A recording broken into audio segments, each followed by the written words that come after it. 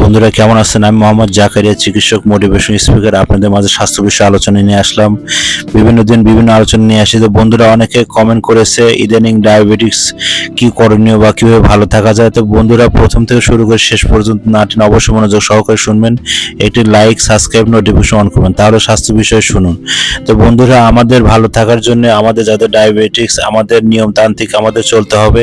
কি কি নিয়ম, সেই রুলস আপনারা মনোযোগ সহকারে শুনেন। সেটা হচ্ছে যে আমাদের কার্বোহাইড্রেট খাবারটা যদি আপনাদের 19, 22, 23 বা এরকম পজিশন 16 থাকে, সেই ক্ষেত্রে আপনারা অবশ্যই খাদ্য খাবারগুলো যেগুলো সেগুলো আপনারা পরিহার করে বা নিয়মতান্ত্রিক হাঁটবেন, চলাফেরা করবেন, 30 মিনিট চলাফেরা করবেন। সেভাবে হাঁটলে আপনার শরীরটা কমবে এবং খাবারের মধ্যে আপনার নিয়মতান্ত্রিকভাবে চলবেন। কি কি ধরনের খাবার আপনার খাওয়া যাবে সেই নিয়মে আপনাকে চলতে হবে। তো বন্ধুরা আপনারা কি করবেন সেটা হচ্ছে যে আপনারা অবশ্যই ল্যাবে যেয়ে চেক করবেন খাবার আগে এবং পরে।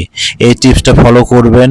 তো বন্ধুরা আপনারা ভালো থাকবেন, সুস্থ থাকবেন। আবার আপনাদের মাঝে নতুন নতুন ভিডিও নিয়ে আসবো।